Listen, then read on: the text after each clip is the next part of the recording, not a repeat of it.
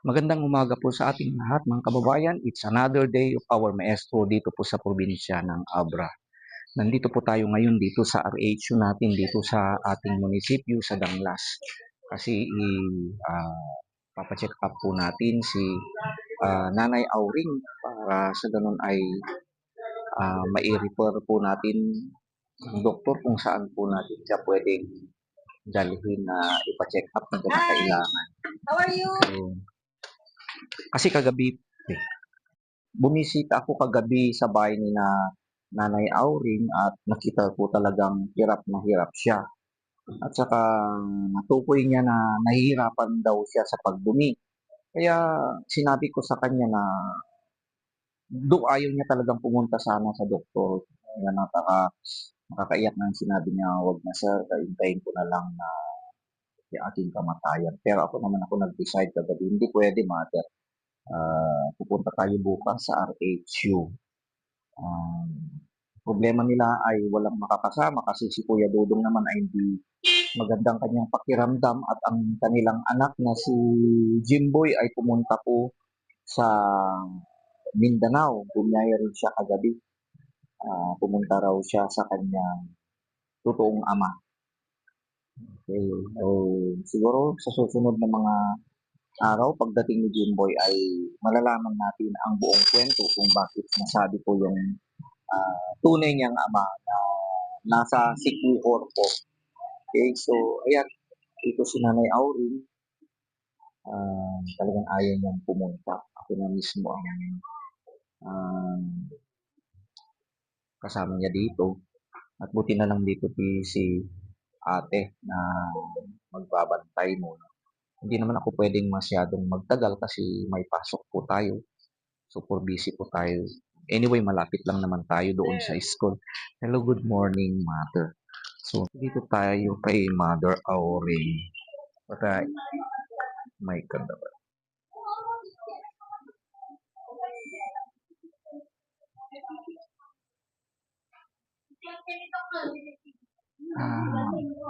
Pwede i-cover mo, Mother. Cover mo ito. Kangatong nalite. Hindi ko kaya naman. Kasi dumudugo na naman. Kumusta ka, Mother? Kasi tapos sir, nakatakyak basit grabe Thank you very much, Lord. Kasi ilang araw daw siyang hindi na dumumi, kaya doon ako na alarma. Na kailangan pumunta ka na ng doktor. So sabi ni nanay, at least dumumi ka kagabi, Mother. Oo po sir. Kumain ka na.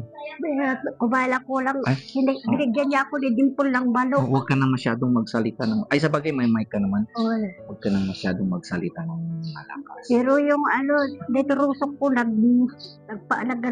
nagsakit. Paano di masakit? Kumain ka isang kutsara lang. Kaya nga, nilalagyan ko lang mainit na tubig para maano yung sakit niya. Okay. Pero may kribil po ako doon. Hindi naman kasi magandang umiinom ka, Mother, ng gamot na wala namang laman ang tiyan. Mas lalo pang dudugo ang tiyan mo. Anyway, tatanungin natin mamaya kay doktor. Buti na lang nandito ang doktor natin at talagang ever ready ang doktor natin dito sa RHU. Ang personnel dito, Mother, ang babait nila. Very supportive sila at tuwing pumupunta ako dito, kinukumusta nila si Nanay Auring kung kumusta na sila. And then, sinabi nila anytime, pwede kami pumunta dito. And they are very willing para tulungan si Nanay Auring. Maganda dito sa ating munisipyo. Mabait ang doktor, Mother? Mabait ng doktor. Kaya bilib ako sa kanya. Okay, so kasi bantay mo ni, anong pangalan mo, Manang?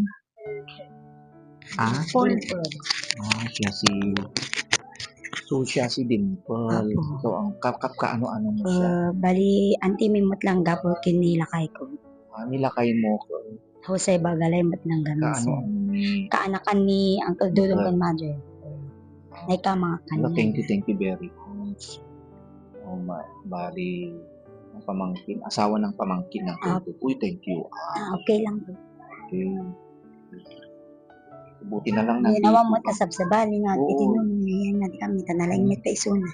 Wala kasi Kasi si Jim. kami, Wala kasi si oh, Jimbo. hindi ka pigsa na parang kami. So na pimam na timang buko kadayan na kunawan. So nga, rebang lang mo ag sa bali ta. Ako mo ta sa bali na titinulungan. Nasa kami sir. Nakakaruba. Oh, thank you, Auntie Ann. Oo.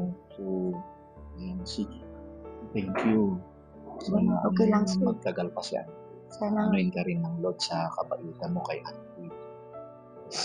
So, sabi ni, anong pangalan mo? Dimple. Buti nandito si Ate Dimple. Okay. So, wala naman si Jimboy. Babungyahe. Eh, na ano raw yung topic? Na disgrasya sir. Na disgrasya raw yung Papa niya. yung totoong papa ni Jimboy. Okay. So, siguro ang mga susunod na araw ay malalaman natin ang buong kwento ni Jimboy. Okay? So, ang pagtuunin muna natin na sa araw nito ay yung check-up ni Mother Awi. Kung anong kailangan niya, ganito lang gagawin ko, Mother. Kung anong sasabihin ng doktor, ako na lang pupunta ng bangkit. Ako na. May mga tulong na dumating na sa atin. At kung kinakailangan na pupunta pa rin tayo sa ospital, ay pupunta. Pero anyway, dito naman yung doktor. Okay? Alam ko naman sir, pag pumunta tayo sa doktor doon, baka ito naman ang sabihin nila sa akin eh. Nandito naman yung doktor Oo. mismo, taga-Bangged din. Mabuti na lang at saka di ka na rin mapapagod, ante. Oo. Although may nakausap naman akong ready ng sasakyan na gustong magbigay ng tulong na free. Yung ex-seaman na si Marnel Guzman at si police officer na si Chati Talinggan, very willing sila sa kanilang sasakyan na free. Don't worry. Pagkatapos dito, ako na lang pupunta ng Bangged, ante. Uwi na kami lang sir. Ako nang bahala. Wala ng problema. Good sir. Hintay nga rin si Ulugod sir. Hintayin natin muna, ante, kung anong sasabihin ni doktor. Dito. Kapag naapon. Sayang.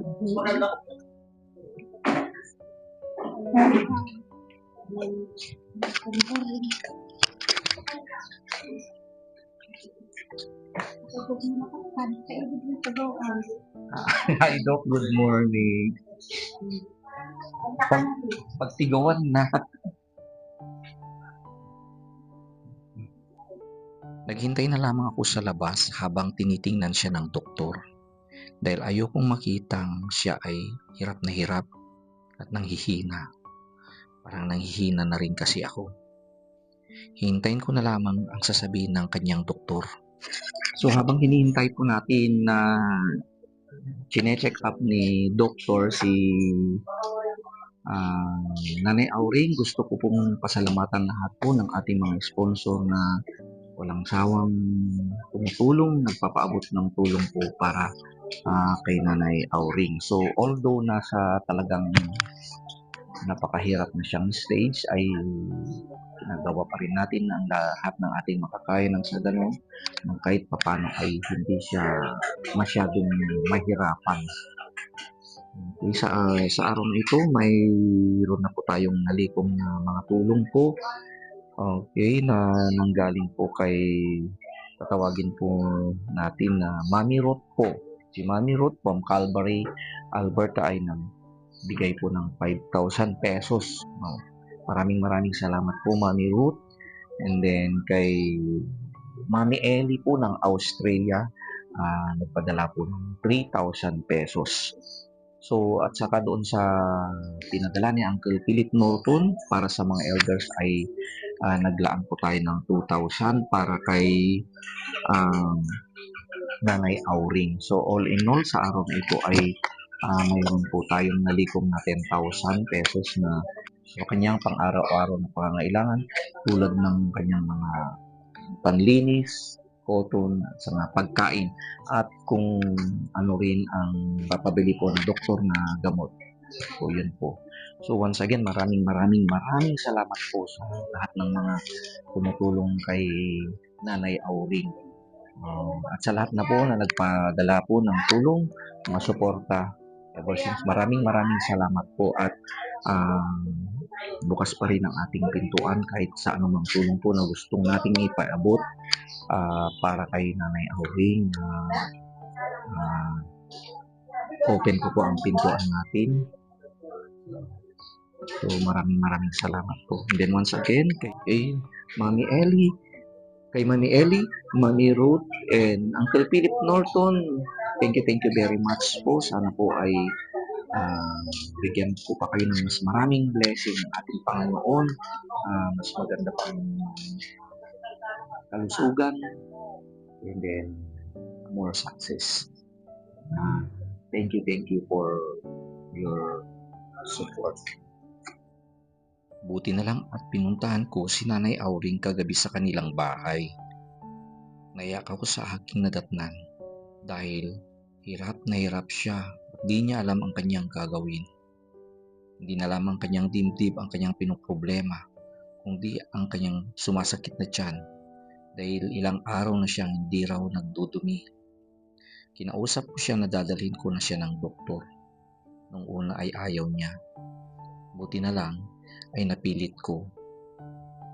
Wala rin si Jimboy na mag-aalaga sa kanya.